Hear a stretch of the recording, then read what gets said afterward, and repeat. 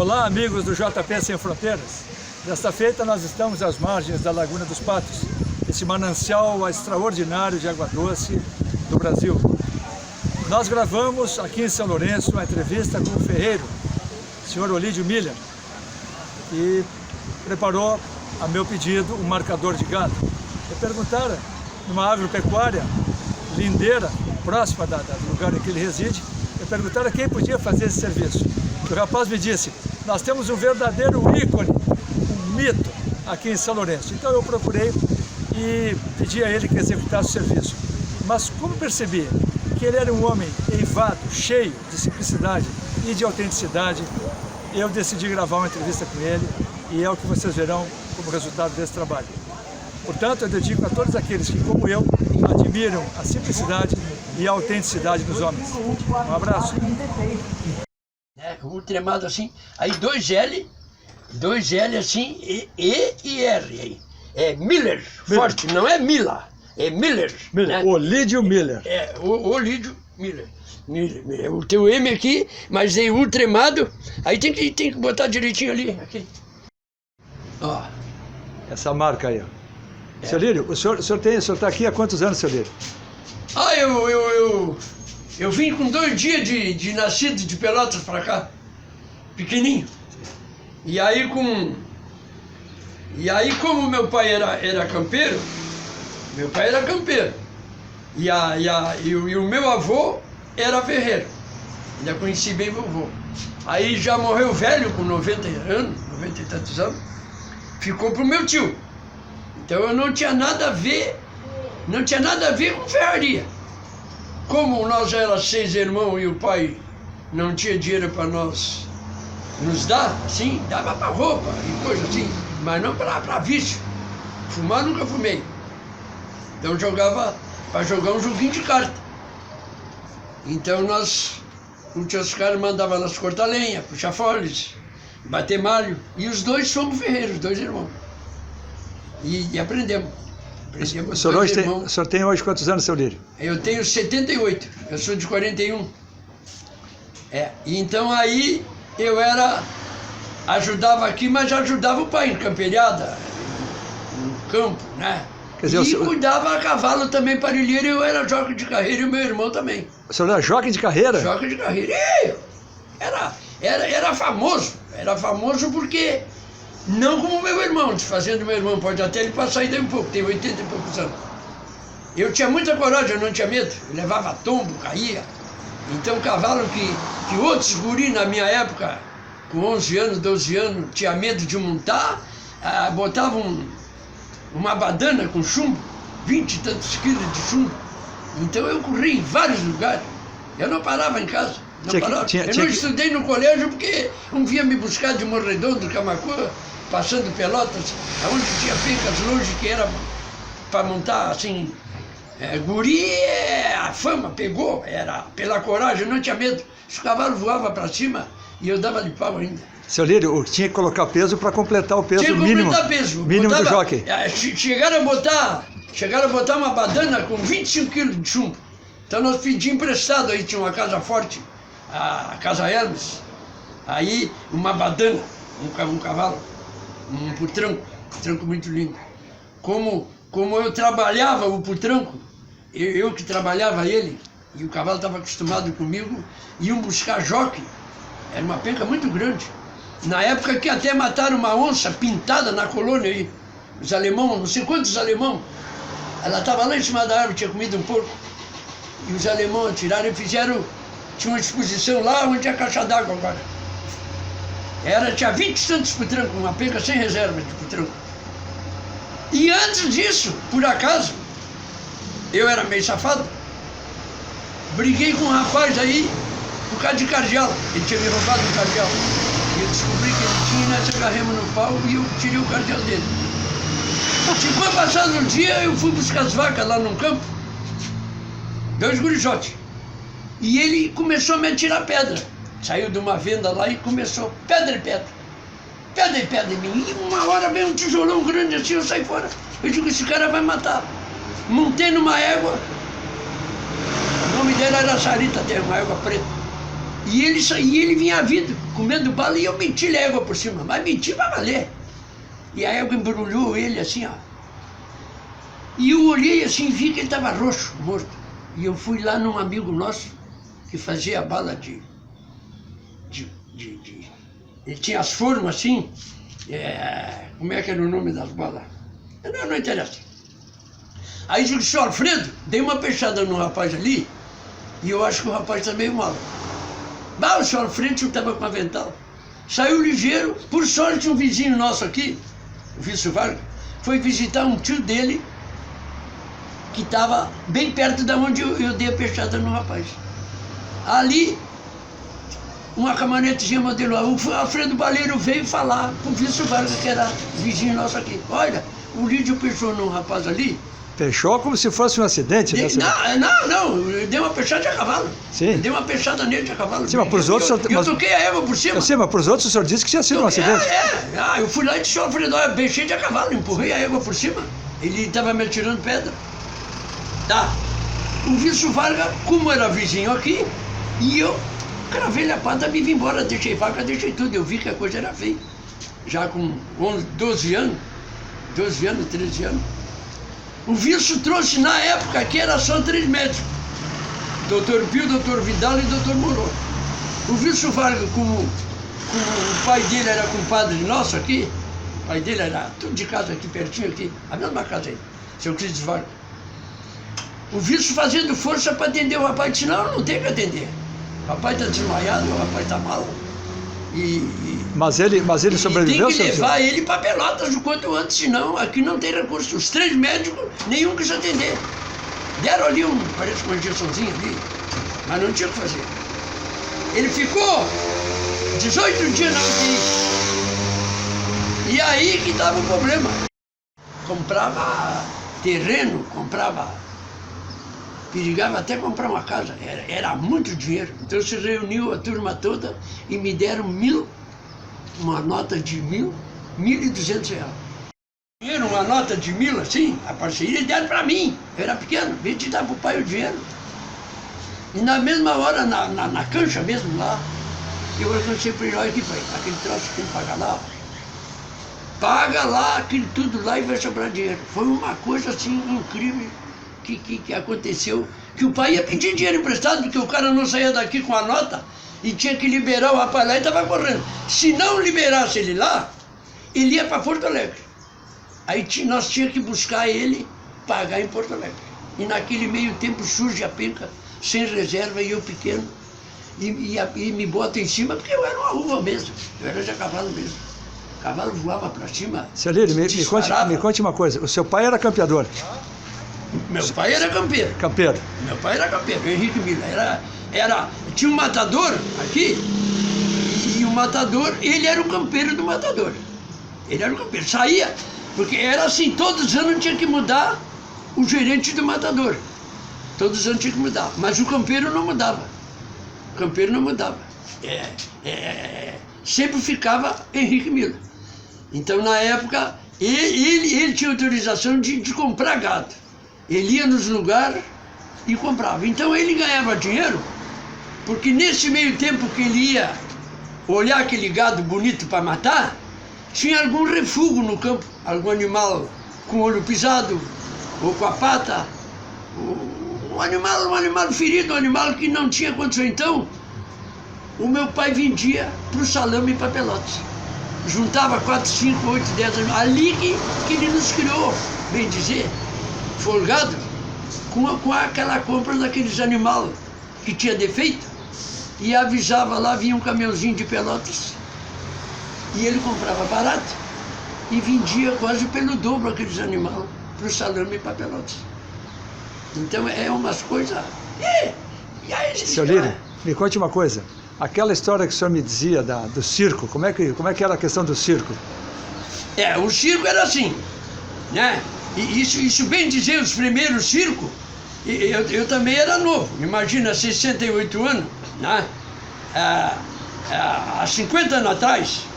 Depois, claro, 40 tinha, 30 tinha, aí agora não tem vindo, mas há poucos anos atrás, aí, 10 anos, 15 anos, ainda tinha. Mas naquela época, basta ver que lá onde é a praça lá, era quadras inteiras, assim, lá no centro, não tinha nada. Então o circo vinha, aquele circo grande e armava lá no centro, porque a cidade era pequena, isso aqui não tinha faixa, não tinha nada. A praia não tinha nada. A praia não tinha quase casa, não tinha nada. Então, a atração ali era a tourada. Tinha isso, tinha aquilo, tinha palhaço, tinha trapézio, tinha Globo da Morte, mas a atração era a tourada. E o campeiro, quando chegava o circo, quem é um homem campeiro aí? Que nós precisamos de um cara profissional campeiro. Porque era tão atrasado aquele tempo, mas Deus o livre que tivesse um caminhão para transportar. As fazendas não tinham carregador, não tinha nada. Então o gado tinha que vir a pé. A pé. Então nós levava nossas vacas de leite daqui, e mais um gado, e longe, aquilo dava uma trabalheira desgraçada. Então ia lá com lote de gado, aí lá no campo trazia um lote de gado, encerrava na mangueira, e pegava aqueles 2, 3 animais ferozes, bravos, escolhido, o palhaço ia junto, tá de pouca roupa o nome dele. E ele dentro da mangueira assim, ele toreava assim, ele via colher o bicho, ele escolhia. Então, enlotava lá, botava aqueles 3 junto com 20, 30 animais, e nós trazia de longe, não era perto, muitos quilômetros, trazia. Aí vinha um no microfone avisando o navio, olha, tira as crianças, sai o pessoal da rua, porque ele vinha lotado ali, né? Mas sabe como é, né? Podia de repente ele sair fora do coisa e atropelar uma pessoa, tá? Aí levava lá no circo, botava todo o gado ali, o bicho ficava palanqueado ali de quinta-feira até segunda-feira de manhã, amarrado ali dentro de um brete de madeira forte ali, passei essa olhada.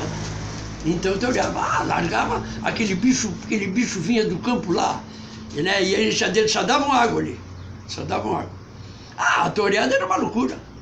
Até que numa jornada dessa, veio dois boi brancos, 2 touros brancos. Aí quando iam largar eles, o dono dos boi, que era o Bertoldo Ita, amigo nosso, pai, olhou a mangueira assim, da onde ia torear, ele olhou e disse, meu Deus, bah.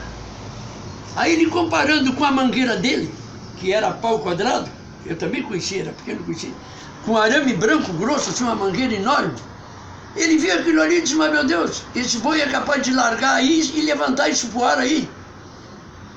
Aí o dono do circo falou, olha, o dono dos touros disse que não tem problema, emprestou para torear, mas ele acha que isso aqui é muito mais fraco do que a mangueira que ele tem lá e ele sai por cima.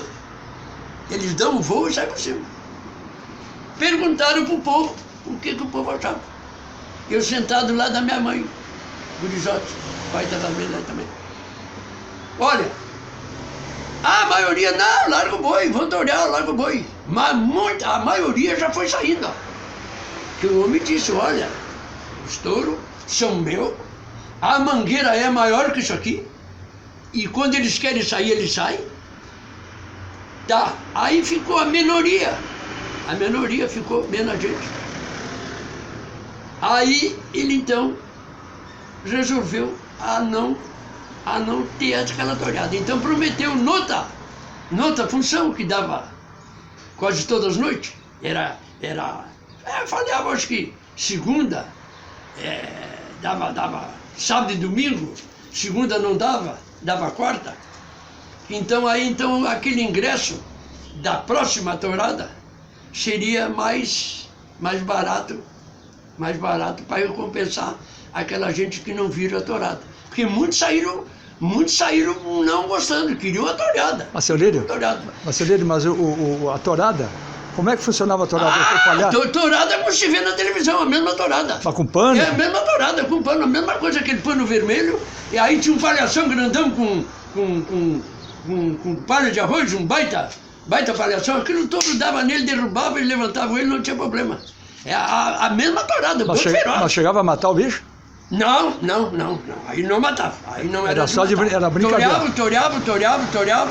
Toreava, aí quando, né? Quando tava, porque no fim o próprio animal, de tanto atropelar lá várias vezes, né? Aí ele já não ia mais, o bicho ficava parado lá, né?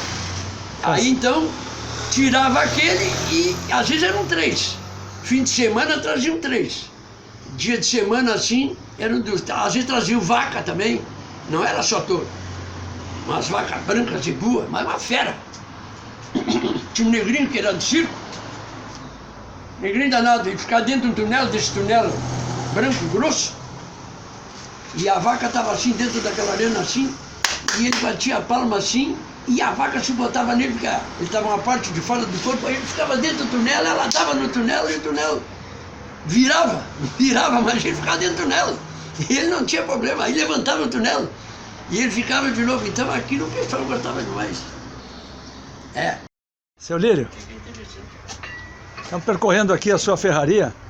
Essa ferraria, seu Lírio, é a mesma do seu avô? Essa ferraria aqui, ela tem, seguramente ela tem, sem dúvida nenhuma, porque eu vim com 2 dias de nascido para cá de Pelotas, e eu tenho aproximada a 80 anos, mas ela já era ferraria velha, a mesma ferraria, só claro, agora ele fez esse prédio aqui, ó, mas essa parte aqui, claro, foi botado um zinco aqui, mas essas telhas aqui, é a mesma, só mudou os pau, claro, né? Não ia durar 100 anos, né? Aquela travessa ali, mas essa ferraria aqui ela tem um sexo, para não dizer mais, porque era do meu avô, que morreu com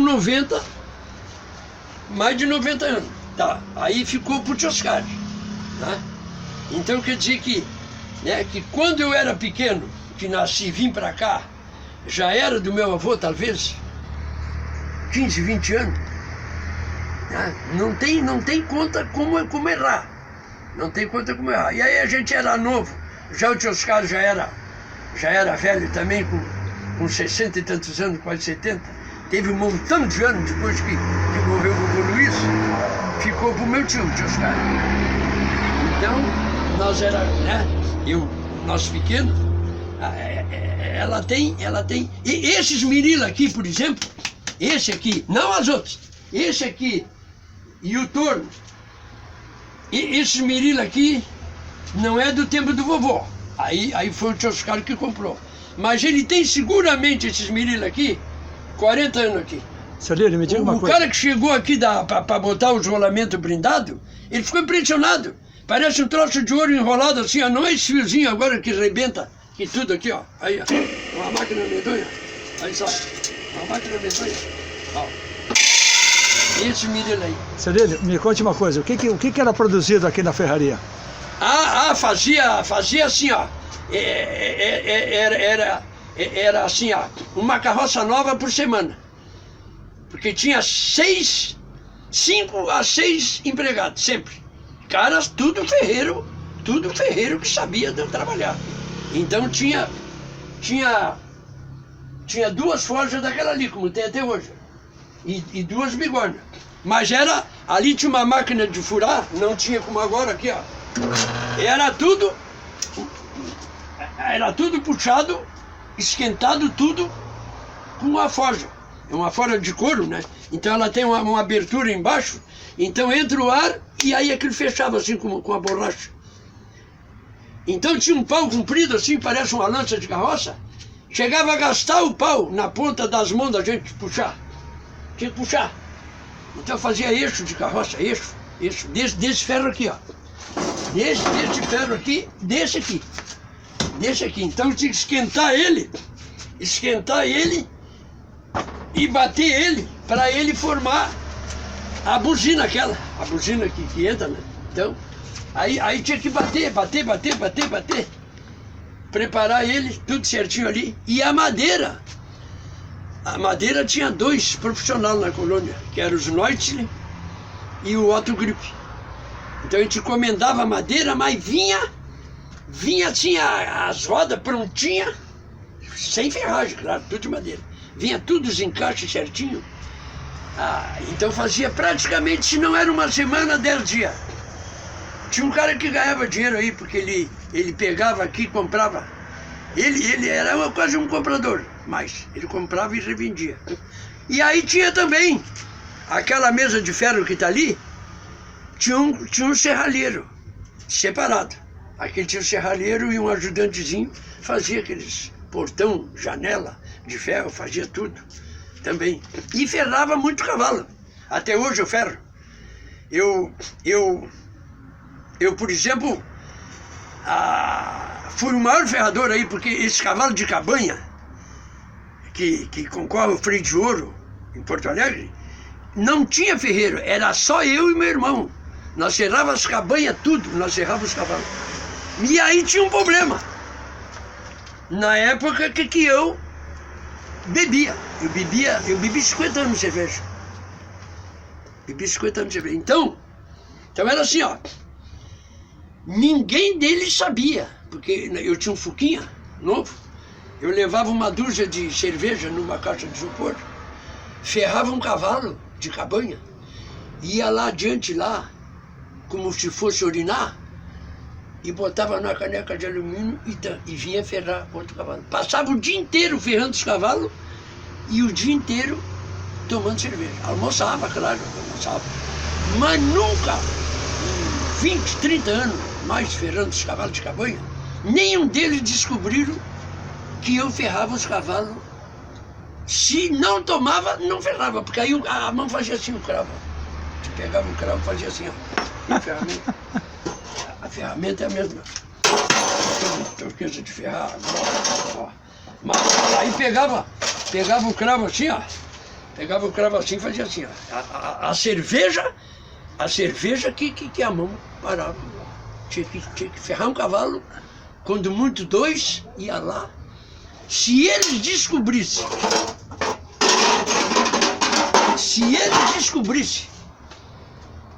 que aqueles cavalos, numa importância, que concorria a Freio de Ouro em Porto Alegre, há pouquinhos anos agora nós ferrava, eu e meu irmão. Meu irmão não bebia. Se eles descobrissem que eu ferrava na base ali, quando estava pronto os cavalos de tarde, a caixa estava vazia. Ninguém, nenhum deles descobriram nunca que eu levava a cerveja. Levava dentro do Fuca e deixava longe das cocheiras. Ferrava aquele cavalo enquanto ele ia lá, escovava e botava o buçal e tal. Eu aproveitava, eu ia lá, botava na caneca de alumínio, a cervejinha gelada e bim! Vinha de lá novo, ferrava o cavalo tranquilo. Aquilo ficava com a coragem, aquilo me dava uma força assim, parecia que eu estava dopado. Aquilo ferrava brincando, mas se parava, mesmo com um carro que não tem álcool, liga ele e ele não pega. Depois, aí sim, uns anos, agora por último, 12 anos atrás agora, aí eu passei pro vinho branco, seco. Comprava de marca boa, mas aí começou a tremer e o vinho não fez parar mais. Aí a minha mulher, eu tenho só uma filha. Por sorte, se eu não tivesse essa filha, que agora é casada, eu já sou, nós temos bisneto. Se eu não tenho a filha, eu ia ser lembrado só em finados, que eu já tinha ido há muito tempo. Aí, como eu parei de beber, eu renovei 30 anos, 40 anos. Eu pego, um cara não queria pegar do lado de lá e 2 rapazinhos forcejando, eu fui lá e... A minha idade, assim, eu sou uma criança. Eu pulo em cima do troço, cavalo, não ferro aqui. Cavalo manso, não caborteiro, aí eu derrubo. Porque para derrubar eu sou campeão. Eu derrubo um cavalo com a facilidade assim, qualquer fera. Eu boto uma enlaçada no chão assim, e pego as mãos dele e passo na pata lá. Eu ferro qualquer cavalo. Nunca repunemos um cavalo, eu, de ferrar. Pode ser fera, vem me chamar aqui para fora aí. Eu maneio ele, derrubo e ferro. Não tem problema. Mas aí tinha um vizinho meu aqui, que eu pedi a mangueira dele para ferrar, e aí eu amilaço ferrando, ele saía de perto, botando a mão na cabeça, o cavalo esperneava a torqueza, isso aqui pegava, voava longe. E eu em cima do cavalo ali, o bêbado tem sorte. Não vê que quando dá um acidente, um cara não baita porra, morre 2, 3 e o bêbado não sai caminhando? E a mesma coisa era eu, o Wilson Vargas de meu Deus. Porque ele tinha aqui as campo, vizinho aqui, e ele me pedia para ajudar. Terneiro de vaca eu era campeão para tirar, terneiro. Desvirava lá dentro da vaca lá e tirar terneiro, tiro até hoje. Então se tiver hoje um cavalo, hoje, não fera, não adianta mentir, queria balaquear. Cavalo nojento, manso cavalo que conhece que o cara não sabe agarrar. Aí ele puxa, o cara larga. Aí tá ferrando ali, dá uma batida ali, o cavalo sabe que o cara não sabe, o cavalo puxa, o cara larga. Aí termina, o cavalo não deixa ferrar mais. Aí eu pego ele sozinho, volto aqui na perna aqui, e seguro aqui assim, e dou nas costelas dele com essa grossa, aí faço 2, 3 voltas assim, ó. Aí treme os dois, treme o cavalo, ele treme eu e ele para. Não cavalo bravo, aí tem que maniar, tem que derrubar. Eu digo cavalo manso, que conhece, que não gosta que bata ali. Aí agora, por fim, agora eu tô deixando, claro, né? Pra quê? Né? Numa certa idade já não é mais aquela, né? Muita saúde, coisa mais, então assim... Aí, gente de casa aqui, a minha sobrinha e a filhada do laboratório, enriqueceram com o laboratório Miller ali. E ele tem uma cavalhada para fora, e eu ferrava. Então tem 2 cavalos que quase ninguém segura, manso demais. Mas não tem quem segure, porque ele dá tirão e tira a pata e larga no chão. Porque ele puxa a pata e o cara larga, puxa a pata e o cara larga. Aí agora arrumei o agarrador aí. Aí eu pisou no pé dele, ele saiu pulando lá. Tá, não deu. Aí ficava me doendo o rim aqui, ó, do lado. O calo me judiava muito. Aí pra gauchada agora para setembro, eu disse, olha ele, gente de casa, amigo. Não, leva outro cara mais novo aí. Tem vários ferreiros agora aí. Então a gente vai, né? Não pode se lembrar do tempo, né, que agarrava aí. Ganhava assim jogo em mangueiras assim, de brincadeira, dia de marcação. Ficava aqueles terneiros brabo, aquelas novilhotas brabas assim, então fazia de dupla. Nós nunca perdemos, eu e outro. Eu agarrava na cabeça e o outro na cola. Pegava junto assim, o bicho bravo vinha para atropelar. Aí o outro caçava da cola, já o bicho perdia o controle, eu na cabeça, bimba, derrubava. E cerveja, ganhava jogo de cerveja, ganhava jogo de dinheiro. De 25 anos por aí o meu tio botou uma forja cá nos fundos, separado da turma toda lá, quando eu estava aprendendo a fazer ferradura. Então nunca ninguém mais, pesa 90 quilos, nunca ninguém mais trabalhou nessa bigorna do que eu. De tanto fazer ferradura, essa ferradura de obra, que era uma ferradura dura, quer ver? Ficou interessante. Quer ver? Ficou interessante. Tinha uma ferradura aí. Tinha uma de obra. Aqui, essa aqui. Aqui. De tanto furar. Porque primeiro fura com esse, né? Aqui, primeiro com esse, né? Primeiro fura com esse. Quente, né? A peça quente, o senhor esquenta ela aqui, né? Aí quando... O senhor esquenta ela aqui, né? Esquenta ela aí. Aí quando eu bebia muito, e aí o freguês estava aqui, queria serradura, eu queria furar, mas o punção fazia assim, ó. Aí eu dizia para ele que eu não podia fazer naquela hora. Aí eu encostava aqui assim a ferradura, encostava aqui porque a mão tremia, né? Então eu encostava aqui. Tá. Aí eu furava. E depois tem que reabrir com esse. Reabrir com esse, ó. O cara vai entrar. Aí ela gastou tanto de fazer tantos anos que eu enchi aqui com solda aqui. Aí eu enchi com solda aqui. Aí um da colônia tinha uma muito forte lá, uma casa de negócio. Então ele encomendava 10, 15, 20 par dessa ferradura aqui. E o colono gostava muito. O meu irmão fazia primeiro, aí meu irmão parou. E ele falou, e seu Lídio, muito boa a ferradura sua lá, eu tenho levado muito. Mas os colonos reclamam algum, por que um buraco sai para cá e o outro buraco sai para lá? Porque a mão hoje é o contrário. Sem beber, eu pego coisa e não tem problema, bota onde eu quero, porque se é um ferro de plancheta desse aqui, qualquer lugar que tu bota dá, mas esse não. Se não botar exato ali como esse aqui, ó. Se não botar exato, ele rebenta o furinho, ó. tem que fazer exato. Seu Lídio, aquela história eu só queria que o senhor contasse um pouquinho sobre o jogo de pife, que o senhor gostava de baralho, né? Quando o senhor começou a trabalhar aqui, o senhor me dizia que sim. precisava de um dinheirinho. Né? O meu pai, por exemplo, o meu pai era assim, o dia que casou a minha irmã mais velha, a festa aqui era grande, churrasco, mas meu pai não queria saber. Era a mesma peça ali só, agora é um cortinho ali. Aquilo ali, o aniversário, o casamento da minha irmã, era o jogo de carta. Era o jogo de carta. E ele morreu dentro de uma cancha de carreira, que eu tinha 19 anos, caiu nos meus pés, de briga de carreira por causa do tal jogo desgraçado. Nós tínhamos uma penca antes e foi transferida, e ele não cuidou o cavalo como tinha que cuidar. Eu e meu irmão perguntava para o pai o que era para fazer, e o pai numa mesa de jogo, a semana inteira, jogo. E aí, o que era sócio do cavalo tinha receio de enfrentar meu pai. Uma penca seguinte, uma outra penca, ele era o que dava fita lá, com os cavalos parados, pá! E os cavalos saíram correndo. Só que ele viu que enquanto a égua não estava atravessada, que mandou botar o cachimbo, que deixou a égua parada, ele não deu a fita. E aí nossa égua ficou parada e deu aquela briga. Ele tinha um coração grande, sofria do coração. E briga daqui, briga dali, e eu novo, um touro, com ele agarrado ali, com um revólver na cintura.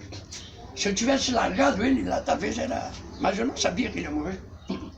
Tudo por causa do corpo. Então, aqui tinha jogo a semana inteira. Um pifezinho, puca, jogo de 9, eu jogava tudo. Bah, a gente tinha uma mesa aqui e faltando parceiro, mas faltava o dinheiro. Aí o tio Oscar, com uma ferraria, era muito forte. O tio Oscar disse, não, olha, corta a lenha lá, porque tinha que botar bastante lenha para ferrar. Ferrava 6, 7, 8 rodas de carroça, então fazia fogo. Tá, e aqui tinha um pau grande aqui. Não era com motorzinho agora aqui, que liga, era puxado com pau aqui. Então era o meu serviço, para esquentar o fogo ali, o carvalho, não tinha nada a ver com o ferreiro lá. Para soprar, o soprador.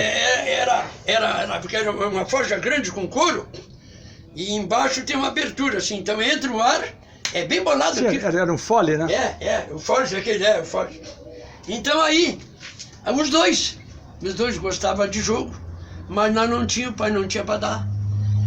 Então não tinha problema, não era afetivo. Mas aí a gente batia malho e o que podia fazer? A máquina de furar, tinha que furar um monte de ferro, era tudo tocado à mão.